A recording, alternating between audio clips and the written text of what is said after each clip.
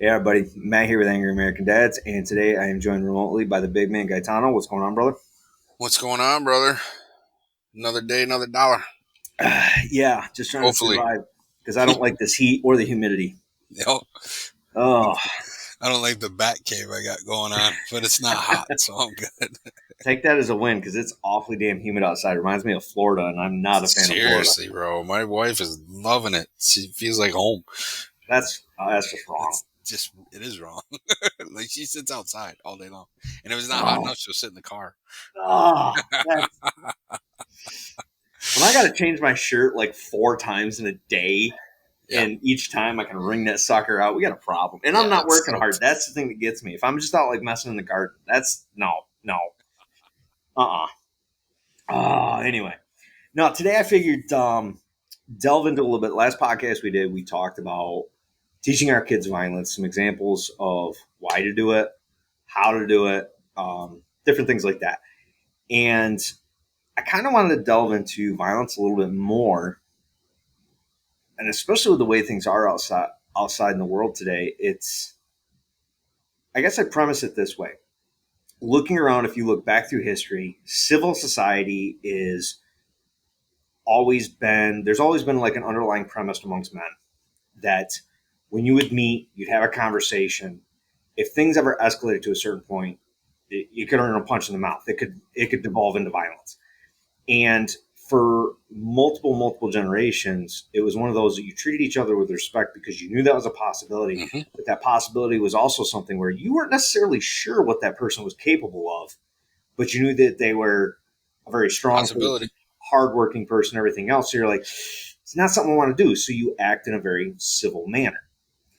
And today you look around and it is literally one extreme or the other. It's people are arguing online and threatening each other, but if you ever were to put them in the same room, they can't even talk to each other. Yep, they'd be silent or nice.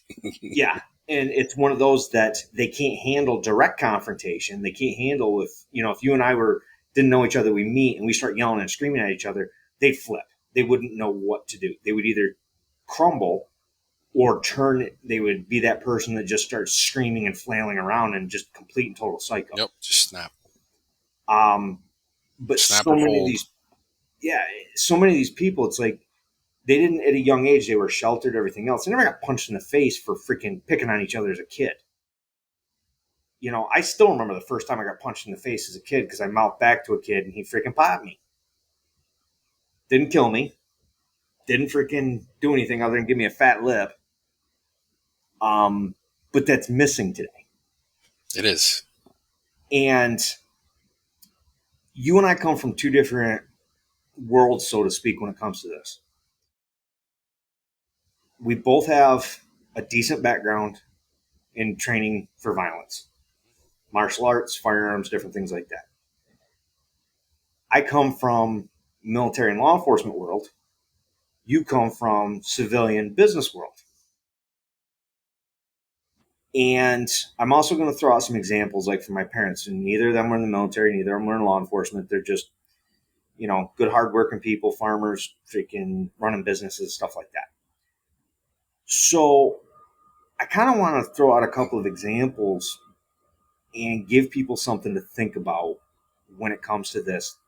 That yes, knowing this stuff is necessary. Knowing how to be violent, knowing when to be violent, and knowing what level to put out there. Because you and I both know there's different levels. There's times where just your physical presence and maybe a verbal exchange isn't enough. But then there may be a time where you literally have to put your hand on somebody and that can stop it just by doing that. Because all of a sudden they realize that, wait a minute, he's willing to take this to the next step. What is he capable of? And sometimes there's enough of a knowledge base between their ears that they go, hey, this isn't a good idea. And then there's other moments where it can actually have to turn into something where you may have to do something. Now, with that being said, I think we need to throw out a little disclaimer here. We're not advocating that you go around and pop people in the face when they mouth off to you. Not by any way, shape, or form. No, I'm exactly not the opposite. advocating anything Yep. that has happened in the political sphere recently. I'm not advocating anything along those lines. What I'm trying to say is it's like everything else in the world. If you train and train and train and you never need it, that's awesome. You have a great skill set that you've developed. You made yourself a better person from the discipline and everything else that goes along with it. But it's just like an insurance policy. The one time you need it, you're going to be damn sure glad that you had it. So, and we were talking about this a little bit before. Maybe you can delve into it for me. There's other aspects besides the physicality of it that training for violence and testing yourself, putting yourself through scenarios, putting yourself through, especially like combatives, going to competitions and everything else, that it does. And you were giving me examples from your business experiences that you learn and you realize it translated from that to the business world. Mm-hmm. Yeah, and they were. I didn't foresee that happening either, so it was a welcome surprise. So the I really got heavy into training after getting my ass like really kicked. Like from I don't know how that happened. I was bouncing at a bar and for way too long. I was there many years, and it just a situation happened where I don't remember hitting the ground. I don't remember getting pummeled. I don't remember going to the hospital and having my face sewed back together. um, um, but I do remember waking up the next morning and going, why does my face and my ribs and everything hurt? And it shook me because I up to that point I'd been in some scuffles and had been hired for being intimidating, and never really had to lay hands on anybody. Been in a few fights, but it affected me, and I can see where some people would have that happen to them, and then just I could see where that would change you. So it changed me. I went in search to learn how to train because I didn't like that feeling. I didn't like that feeling that that of having my ass kicked. And through my journey in martial arts, I learned control, number one, and then I learned that most people don't really know how to fight. So it's really not something that you should be afraid of, but you should learn. So in the journey between Kali and JKD and Jiu-Jitsu, and then how that translated into business. So my negotiation after learning and being tested, especially Jiu-Jitsu, especially with Nate, actually being hit, actually learning how to not get hit, how to avoid situations, how to get into somebody's head, how to get out of my own head. And because people don't, a lot of people in training martial arts don't understand that it's more about you. It's more about the fight with you, because you can train and train and train, but if you can't control what's going on up here, you're always going to lose. So long story short, the martial arts training helped me in negotiations because I started negotiating better because I wasn't I wasn't a doormat. I wouldn't automatically think that whatever was being presented to me was, the final offer. I finally had the confidence to come back at people and say, well, that's not really going to work. I was willing to walk away from the table. Just gave me the confidence, and not knowing at the time, but looking back and analyzing it after you and I have talked and thought about it, it's just when you're sitting across the table from someone who is, let's say, in a higher socioeconomic status than you, and you're negotiating, it can seem like you have no leverage. But when you're selling or developing something that they actually want, then you do have leverage. You just need to have the confidence to understand that you do have leverage. Mm-hmm. And training in martial arts, understanding that the person across from me was just a man that I could handle if needed, helped me gain the confidence to negotiate harder and negotiate better and kind of push the lines and get better deals. Not because I was sitting there saying I would F you up Mm-hmm. if we were in some other scenario. It just eliminated the fear of being effed up, whether it was imagined fear or anxiety about what could happen if the deal didn't go right. It just knowing that I can handle myself just brought another level of confidence to my life and to the negotiating table and to dealing with people, dealing with customers, customer service. If you've ever dealt in customer service and had an irate customer come in and just start screaming at you, Mm-hmm. if you've never been in that situation, that'll really. And I'm having the issue right now. We're designing a piece of software for a client that doesn't necessarily make the customer happy, but makes my client's life easier, Mm-hmm. which is inherently causing issues with clients. So we got some angry clients calling up, and we were having a conversation one day about managers dealing with these clients coming in and being upset. And I just told them, I was like, you simply have to do some more training with your managers to understand that it's not personal. Mm-hmm. Like when an angry client comes into a shop and talks to a manager that they've never seen before and yells at them, screams at them upside down, it's not your manager who has the problem. It's the customer who has the problem. And you need to train your managers to understand, to let that wave just ride. Mm-hmm. And then when the customer calms down, and we're getting into psychology here, but Mm-hmm. you can't take anything personal when you're weak-minded or you have low self-confidence. You tend to take everything personal because you don't have the confidence in yourself to understand that it's not you. It's Mm-hmm. the other person has a problem in themselves and they're puking it out on you at the point in Mm-hmm. time. And that's where I see a lot of conflict comes up, because you have one person with low self-confidence, another person who's compensating for that low self-confidence by puking out their problems on everybody loudly and forcefully. Mm-hmm. And then you just get that clash. So if you train in martial arts to continue testing yourself and build your confidence up, you can have the confidence that, no, I didn't do anything to deserve what's coming at me. I can weather this storm because that's all it is. It's just a storm. It's not going to turn into anything else. This person is just going to vent and leave me alone. And then you can calmly sit back, look at the situation, make decisions, negotiate, calm customers down, whatever you're going to do.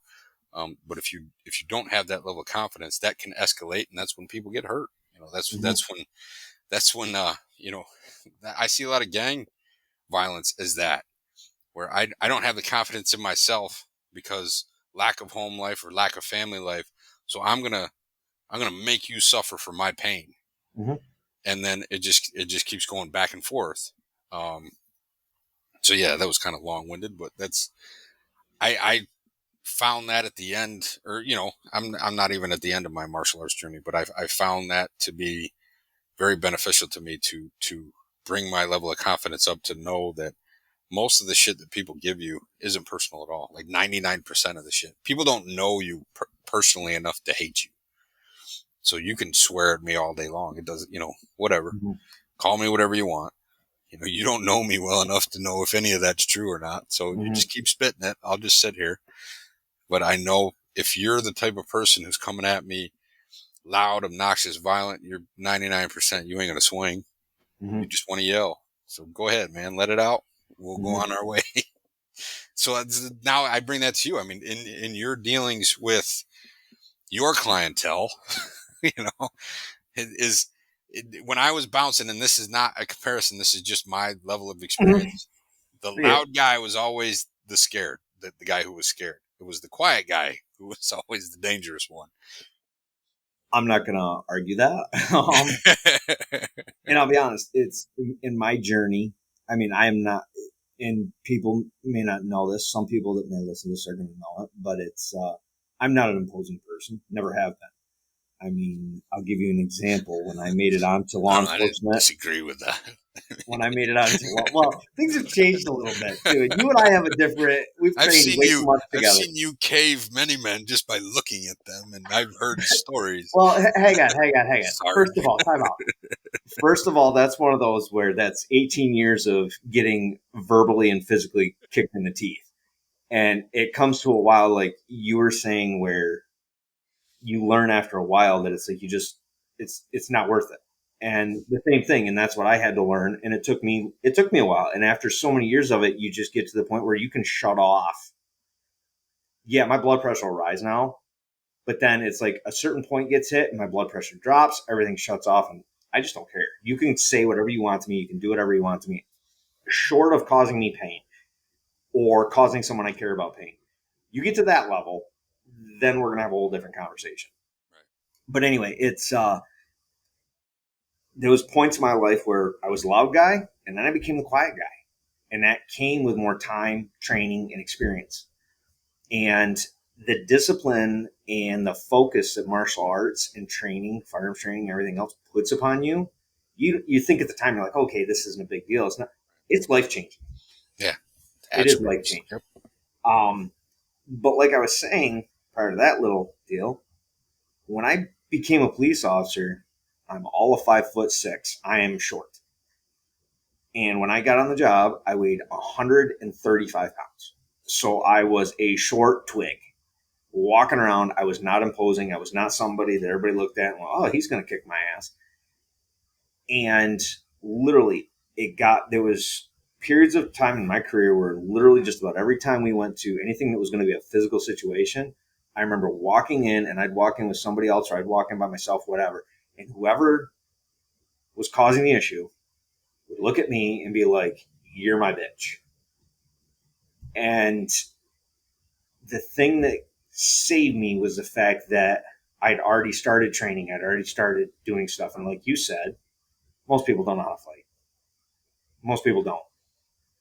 And when you are able to take a situation like that, and they do decide at that point, hey, I'm going to use violence. Okay. Mm-hmm. When you, again, like you said, it's all in your own head. A lot of the training teaches you to deal with yourself inside your head under a very stressful situation. And like you're saying with business, it translates into so many things. As my career went on and the more training I did, the more stressful situations I was in, the easier it was for me to just be like, okay, this is a new one. Wait a minute. Take a breath. What's going on? How do I fix this? And you fix it. But when someone would come at me and do something, it was like all of a sudden they realized, wait a minute, this kid's got training because everything I'm throwing at him, I haven't hit him. I'm the one getting thrown across the room. All this other stuff, and this little dude is not moving. He's not doing, I'm not affecting him. I was like, Can't hurt steel. it was one of those where all of a sudden for you, that's another reminder. It's like, hey, this stuff works. And it was a confidence booster. Now, mind you, to a point of, I'm not proud of this. It did get to a point where there was a period where, yeah, I was arrogant. For sure, man. And I've been there. I'll be honest, it was in a training period where you and I were training a lot together and we were doing stuff and it was at Jets. And I remember it was you did it to me and it wasn't, nothing Jesus. was malicious, but it was like you and I forget who else it was. Oh, it was Half. Ooh. Yeah. And I remember I came in one day and I was just feeling good. Like I rolled with Roger and just, he couldn't do anything that day. Yeah. And he was pissed. Yeah. And I'm assuming now he's gotten a lot better because I think he's calmed down a little bit. Okay, we'll leave that there. Okay, we're not going there. Okay, my bad. But it was, you freaking rolled me. And then Half just freaking steamrolled me. And it's like I had nothing. No matter what I did, no matter what move I tried, you guys were 4 steps ahead of me every time. And it was just, I walked out of there. I'll never forget the day. I walked out, I just sat in my truck and I was physically just crushed and like emotionally, mentally like exhausted. I was like, how did that just happen? I'm like, normally I get something. And I mean, Half is above me in skill level and strength and whatever else, but I'm like, and you were always kicking my ass pretty good quite often, but at the same time, it was just a level of having it done. And thankfully, it was in a training scenario. Yeah, we were Because I'm assholes sitting about there it. and I was like, man, if that had been real world and that had happened, I could have been dead. Right. And that's the difference between, I think, law enforcement deals with situations where we get into where the option of ending up with deadly physical force is more often than the standard civilian. But even with that, there's times we've walked in and we've had situations that have blown up like that, and you're like, this is going to end very badly. You can see it. But you're able to keep your head because of all the training you've done. And you're able to think and work through it. And you're able to bring it down. Yeah. And that's a huge thing. And people don't realize that. And everybody's sitting there saying, okay, well, you're in law enforcement. You can do that. Well, guess what? As a civilian, you can do it too. Sure. Down the road, on both ends of my road, I have some very wonderful people. Great Americans. Yeah, yeah, they are. And when they're using drugs or they're drinking, whatever else, they're having their parties, and something happens they don't like, they have no problem rolling down the road. They know what I do. They don't care. But when you can have them pull in your yard, now you're in your yard, they're starting something, but you're able to de-escalate it enough because now you're sitting here looking at three drug altered individuals and you're by yourself. At least I'm just glad they came to my house and not my parents. Sure. But my father's been put in those situations. We've had issues with neighbors in the past that literally pulled in the driveway, got out, went up on the porch, and are banging on the door saying, I'm going to kick your ass. And I remember being a kid, and I'll never forget the day my father literally just stood there, calm as a freaking cucumber, opens up the door, steps out, shuts the door. Guy's putting his hand on his chest. My dad goes, one more time. And he just looked at him. And that I still remember, he just stared at my father for a split second. And he goes, one more time, and you're going to lose that arm. And Dad's just standing there with his hands, just got his hands like this, just right in front of him, just standing there, staring at the dude, dead staring at him. Big guy, used to live over around the corner on Woodpecker Lane. And he thought for a second, fuck you, and goes and gets in his car. That's always the... And I was like, and my father turns around and he's like, and I was like, okay, cool, cool. And my father came from, he grew up with, what, 5 brothers? No. He had he had 3 brothers, 5 siblings, 3 brothers, and he had like multiple cousins that lived right around the corner. They all worked on the same farm, and they would fight constantly. They were all wrestlers. They were all fist fighters. They would, some of the stories my father has about them grabbing like a fence post and hitting each other is insane. Tempering. Oh yeah, it was temporary, all right. But it's like he understood and had seen physical violence up close. He understood it. He knew it. He didn't want to do it, Right. but he also understood, like what we've talked about. He understood at a level without going through that necessarily training, other than all his wrestling training. He wrestled for years and years and years. And he was damn good at it. Yep. But it's like you can even break it down on the civilian side with them. I'll never forget it. They had gone down to Syracuse. They'd stopped at a Walmart on the way. And this was a few years ago. My father was mid 60s. My mother's mid 50s. And my father is, I mean, you know him. He's built just like me. He's 5'6". He's a little thinner than I am, but he's up until he had his heart surgery. I mean, you looked at his arms and they looked like freaking braided steel He's cable. freaking Popeye, man. You can see his forearms were just sinewy muscle. Yep. And they went in. It was late when they came out, so it's nice and dark. And they have a tonneau cover on the back of the truck. I have to specify this so people understand. And they have 2 hooks that they keep in the back. One's an old hoe with a broken off post. It's got a hook on the end so they can pull stuff up from the full length. But they also had a chunk in there with a little hook on it, but it was more like a little bit shorter than a baseball bat. Just, nothing too heavy, but it was significant. Yeah.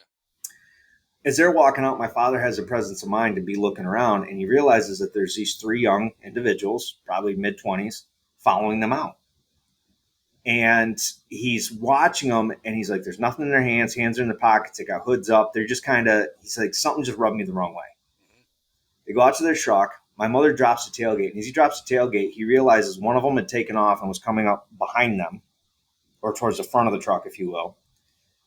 Another one's coming up here like this, and he walks and he circles a car and starts walking back down. And this one's coming up the front of the next aisle right here. So they've got him at 3 different points. And they're getting closer and closer. My father sees this. He reaches in the back of the truck, grabs a short one, pulls it out. And it's got a good handle. So he flips it around, puts it, the heavy end down, puts it there, and he stands and he makes eye contact with each one of them. And he puts his back to the truck. Mom's unloading into the back of the truck so he can see all 3 of them as best he can. He can only turn his head a little bit. And he finally looks at the one that's closest. So it was the one coming up behind him. And he goes, you're first. And the kid just kind of looks at him for a second. He's like, what the fuck's that mean? He goes, think about it. You're first. Whoever comes next is getting it. He says, I guarantee you one thing. My wife and I are leaving. You 3 aren't. And he just stood there and he's looking at all three of them. And he says you could see him thinking. And for a little bit, I was like, okay, maybe he's embellishing a little bit. My mom was freaked the hell out. She ain't scared of shit. Yeah. That scared. That's when I realized that my parents weren't getting any younger.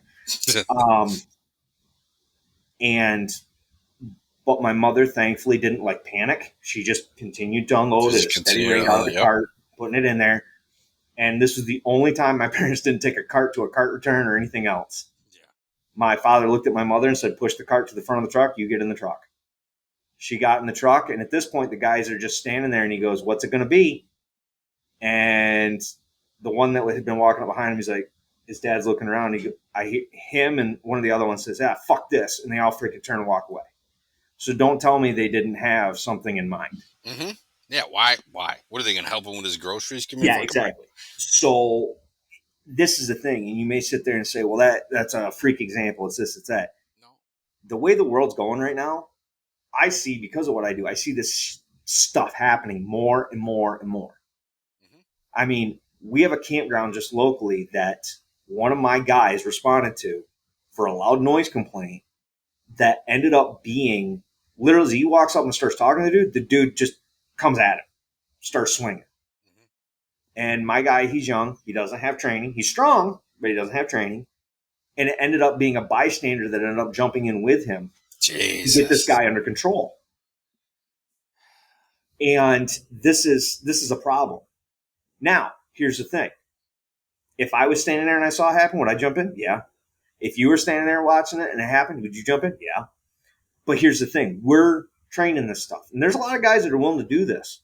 But this is a question you got to ask yourself. If you're put in that situation, do you have the skill set to do something? Or are you going to be more of a hindrance than anything else? Yep. Because I've watched 3 police officers all go after a dude, and because they don't know anything, it's an absolute cluster. Yeah. Yeah, Joe was telling me she got hurt because of that at a call. That's the stuff that happens. Dude, 5 guys jump on, and she got kneed in the ribs by one of her own. Yeah. Mm-hmm. Yep. And the problem is then you sit there and it becomes an issue. The number of times I've dealt with it where I've been there and I've literally told other officers, I'm like, back off. And I've done 1 or 2 things and gained control. Done. And they're going, how did you do that? I'm like, nobody was in the way. Yeah. I'm telling you, this is, and these are the things you got to do. It's,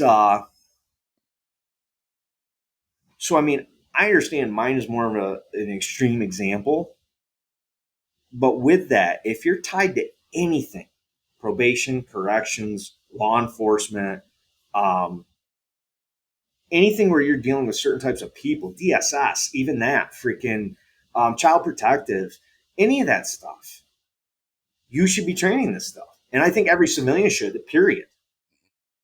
You live in a city, you should train it. You live in the country, you should train it. You should do it because of the benefits exceed any of the negatives 110% over. It's just how it is. I mean, and to watch people walk around right now, people are angry. People are angry. Well, yeah, you have. I say you got 2. You have anger and you have fear. Yeah. Because you walk around. How many people you go next time you go to the freaking store? And I ask this of everybody. Next time you go to the freaking store, go to Walmart, go to Sam's Club, BJ's, freaking Costco, wherever, right? Hannaford, freaking Whole Foods, whatever you go to. You go to these stores and watch people. Watch them for a little bit. Trust me, people are going to see you staring at you. Some people give you a dirty look. Most of them, what are they doing? They're walking around looking down all the time. Yeah, oblivious. Yep. Either looking at a phone, looking down. Now, you'll get a few that'll look at you, and you might make eye contact. Not very many. And most of the ones walking with their heads down, they're not angry. The only time they're angry is when they're online. Then they got everything in the world to say, everything under the sun to say. Yeah. But they're afraid. Yeah. What's that? Yoda said, fear leads to anger, anger leads to hate, hate leads to suffering.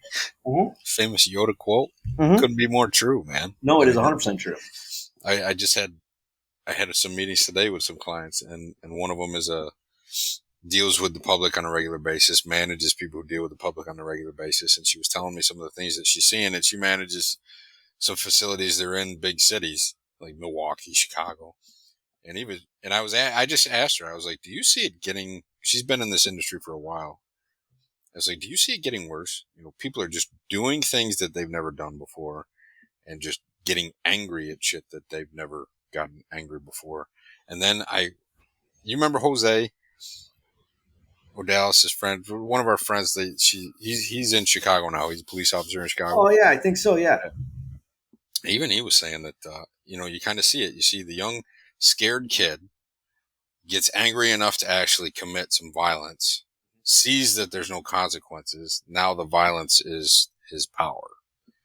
And the best part about this, don't forget too, is when they do that violence, if you watch them, they tend to be more towards animalistic response or a barbaric response. It's nothing's controlled about it. No, not at all. It's just this. It's like this pent up hate, anger, energy just explodes, and And it's never good. unfortunately, it's never good. No, and if and like you said, we've all had those moments where we've been humbled. If you've done jujitsu for long enough, Oh, where hell, we've been any of them, humbled, dude. yeah.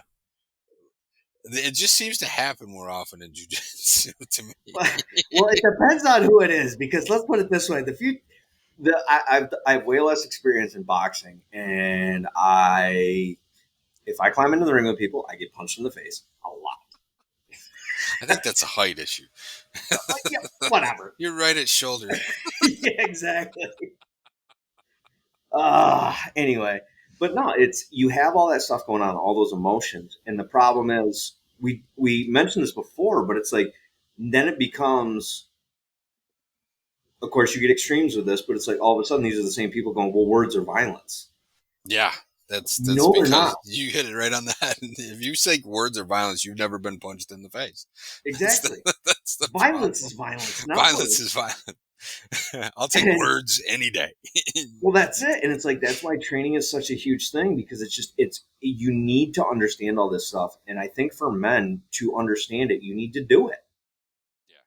I think for men and women, but I can only speak 100% for men because one, me, okay. But how often have you and I sat and talked about different things and the lessons we've learned from martial arts and training and force on force training and everything else? And all of a sudden, it's like we start having these epiphanies, or at least I do, where you're sitting there going, "Whoa, this translated into something totally Yes, different in my life, and absolutely. it made a difference." Yep. So, and then on top of it, you go from being that person that is fearful when you walk around to we're cautious when we walk around. Right. We're paying attention. And the number of people that look at you weird that actually do look around, they watch you look around and they're like, wow, your head never stops moving. When you're in public and I'm talking to somebody, they're like, well, you look me in the eye, but you're not looking me in the eye when you're talking to me. Your eyes are all over the place. Well, yeah. Yeah. Because guess what? If I'm staring at you in the face and I'm looking directly at you, I can see right here, but I'm not seeing anything else. And I don't like that. That makes me uncomfortable. Um, yeah, I'm cautious. Do I walk around fearful? No, I'll go wherever the hell I want. Yeah. I mean, now with that, like anything else, we're out somewhere in the middle of a city that I don't know, and I look down the freaking alley and I see a whole group of dudes standing there freaking doing God knows whatever. Yeah. And I We're think not going to go down there because we I'm can. not going to sit there and be like, hey, we're going to take a shortcut. Yeah. Yeah. It's no different than, yeah, I like to hunt. I like to hunt bears. But if I'm up on the side of a mountain in Alaska and I look in a hole and I realize there's a grizzly bear in a den, I'm not going to go in there and poke him in the ass with my freaking hunting knife to see what happens. Not going to happen. That's a dumb idea. Yep. You got to know your So, limitations, which definitely you learn from training for sure. again, you need to train. You need to know this stuff. And if you don't do it, you don't know. And then you get into freaking trouble. Yeah. Yep. And it ain't worth getting into trouble. I think there's definitely an overconfidence in the U.S. right now that people won't do certain things because of the law. And I think you and I have both seen, me on the civilian side, you on the other side, that the law is just paper. It's just it's just words. And right now, in a lot of states, they're not enforcing it. Yeah, they're not enforcing. So yeah, so that's kind of where I was going with that. With you, you can see that they're not enforcing it. With me, having been in some of the situations that I've been in, that it's up for interpretation, or it's being put up for interpretation. What is fair and equitable? So the dependence on the great they, right, that everybody talks about, they're not going to let this happen, or they're not going to let you do that, or they're not going to, there is no great they. You gotta take care of yourself, be prepared to take care of yourself, be prepared to take care of your family, no matter what happens, because putting your faith in the institution will bite you in the ass. Yeah, It you're really your will. own first responder for stuff, dude. Yeah. Especially now. I, just you have a duty as a dad, as a husband, father, brother, son, whatever. You have a duty to protect your family. That is in all aspects, and that covers everything. You need to know how to do a lot of stuff. And if you're going to sit there and complain about fair or equitable, kiss my ass. Because guess what? There ain't a goddamn thing about coming into this world that is fair or equitable. And I'll ask you, do you expect anyone to jump in? So if you go out with your wife and your kids and something shit goes down, do you expect anybody to help you? Not like I used to. No. It's same here. Same here. I So mean, it changes, at least for me, it changes my plan. oh, No 100%. matter where we're going, whether we're going to the supermarket, whether we're going to the mall, it changes my plan. It changes what I'm wearing. It changes what Mm-hmm. I'm carrying. It changes how we're situated. I sit down and I plan out, we're going here, we're going here, we're going here, because, I've got exits. I try to plan it out. You have to be, I think you gave me the book Century. You Mm-hmm. have to be, or the Sentinel. I think that's Yep. what the book was. You have to be your own family's bodyguard and plan for that. Mm-hmm. Have the car full, full tank of gas, like what Pat Mack says. Yeah. 3/4 of a tank, time to fill up. Oh, Man 100%, dude. stuff. 100%. It's you basic know, dude stuff. basic dude stuff. There it is. That's the one. Basic dude stuff. But that's, that's the way I'm looking at it. I can't just asking my wife to go alone just to pick stuff up. It just makes me nervous. I'm just like, Mm-hmm. you know, bring the taser, bring this, bring Yeah. that. Dude, It it's just there's makes me certain nervous. places I'm confident with my wife in this situation, the condition she carries herself in and does certain things to go certain places. But there are places that she does not, and this isn't just me, this is her. There's places that even with her and the kids, even when CJ comes home, and I mean, kid's 26, he's 6 foot something tall. Problem is he's skinny and he doesn't have command presence. He's not intimidating as far as I'm concerned. But Need to get him a puffy jacket. for a lot of people, he is intimidating because he's tall. It's it's one of those that they went to, for instance, they went down to the mall in Syracuse, and he was there. They went down, and even though he was there, they had an incident. Thankfully, it wasn't a big deal. It didn't turn into too much. But after talking to my wife, my daughter, and him, and learning to interpret after years of doing this, I'm like, there was more to this than just somebody being an a-hole. Mm-hmm. And from now on, they do not go, and this is not just me, this is them saying this. They do not go down there unless I am with them. And it literally, we only do it during certain days, certain times. That is it. Not at night. And Yeah. and when we go in there, it's like, okay, we're going here, here, here, and here. This is the order that we're doing it. This is what we're doing. If you guys really shop and we end up with so many bags, we are going to stop here. We're going to deviate back. We're going to unload. We're going to go back in. And if it gets past this time, we're not going to these stores. We're leaving.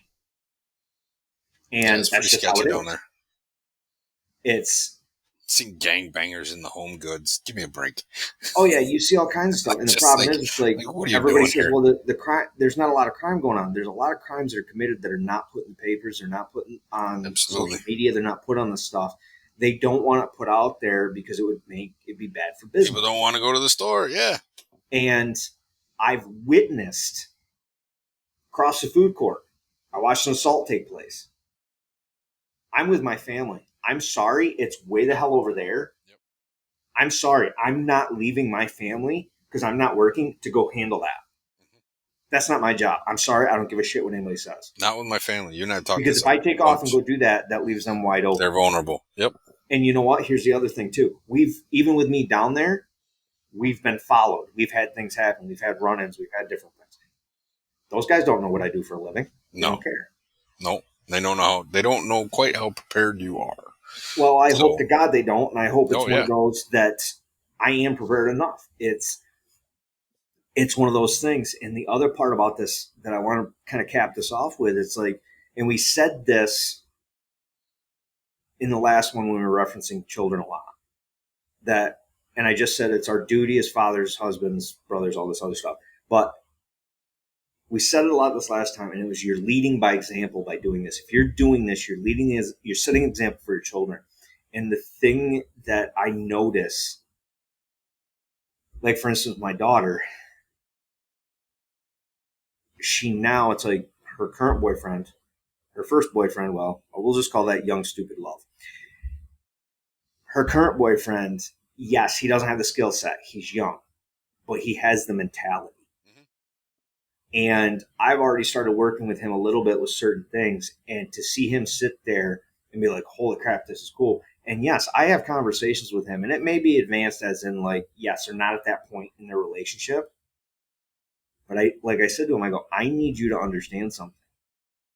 If this becomes a serious relationship, you guys become serious with each other, and it turns into something where, hey, you guys want to stay together for, you guys thinking, because he comes from a religious background, which is great. You know, he's looking for someone to be a he's partner, in it for a reason, right? to get married, everything else. He's not in it just to fuck There's around and move nothing on. wrong with that. Jesus. No, there's people not. saying, I gotta sow my oats. Yeah, Yeah, what the fuck? piss Okay. off. You know what? Enough's enough. If we got the freaking family back, we probably wouldn't have half the issues we do. Yeah.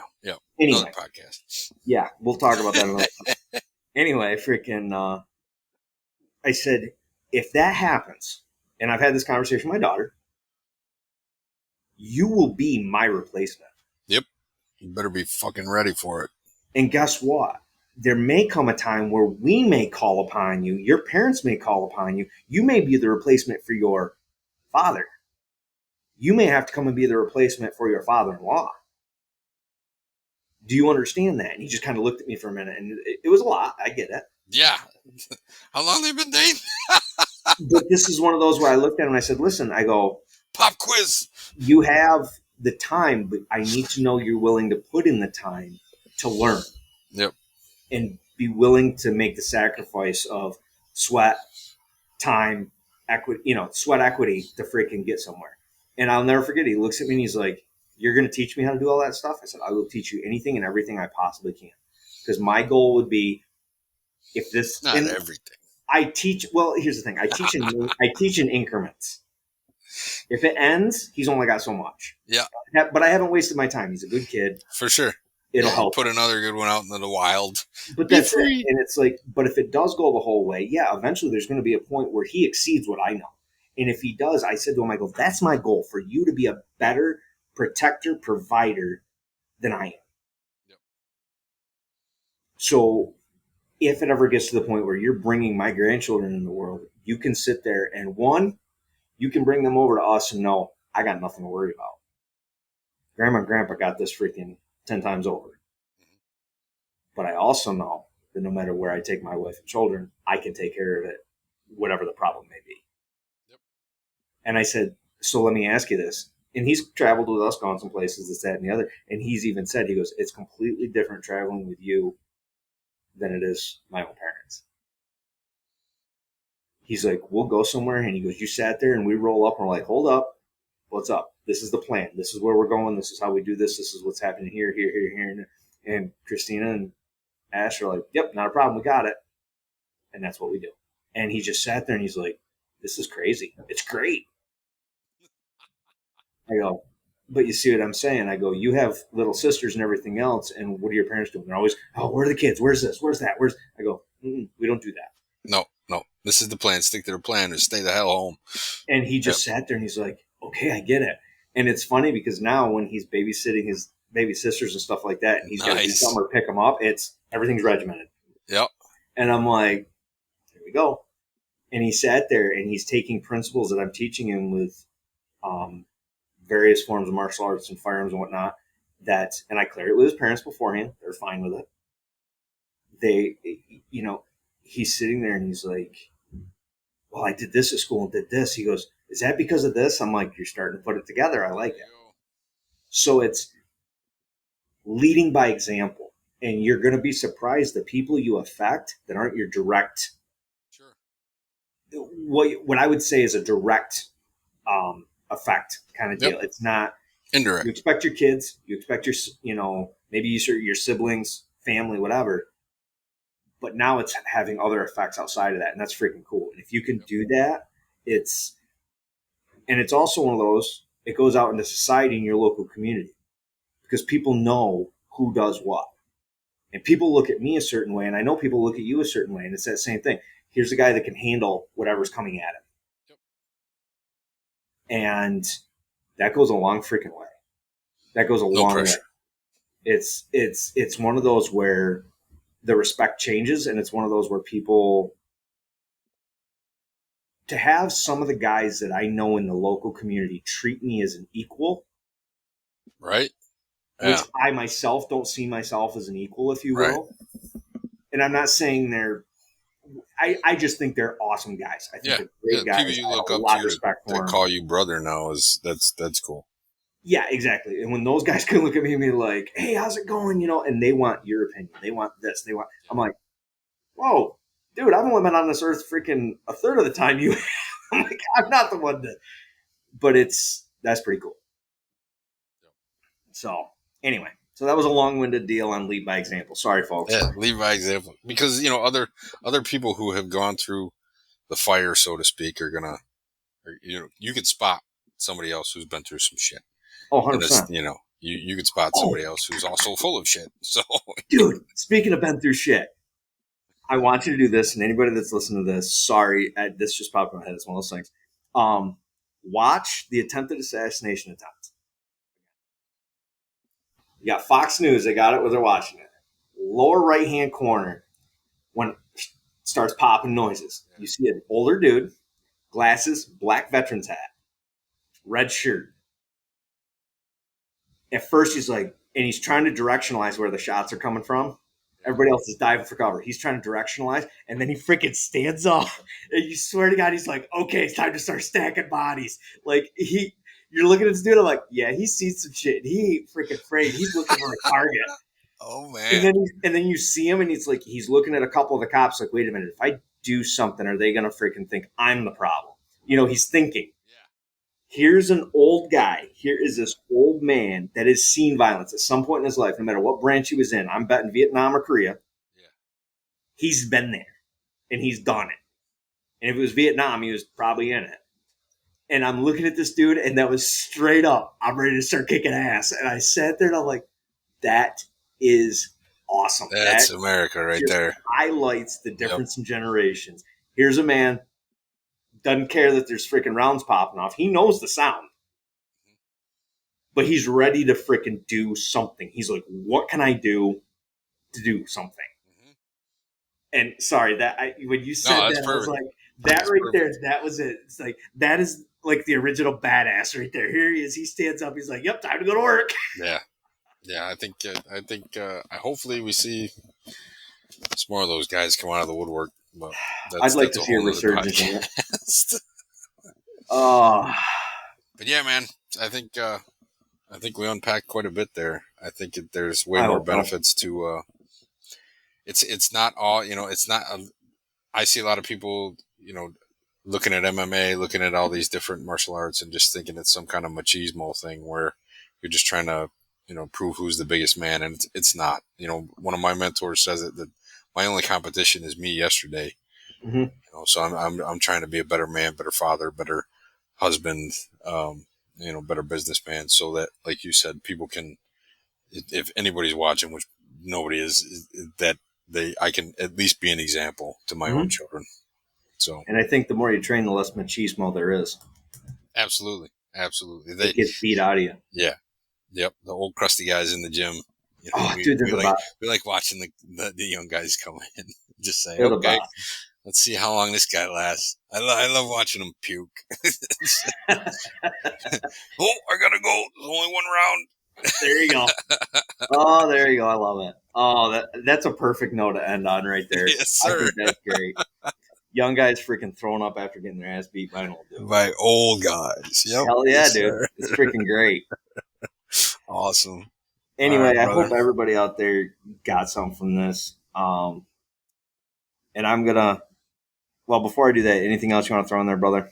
Oh man, I think that was a good one. Okay. Well, with that, folks, I'm going to end it the same way as we do every time. For all the dads out there, keep your head up. You're not alone. Thanks for watching.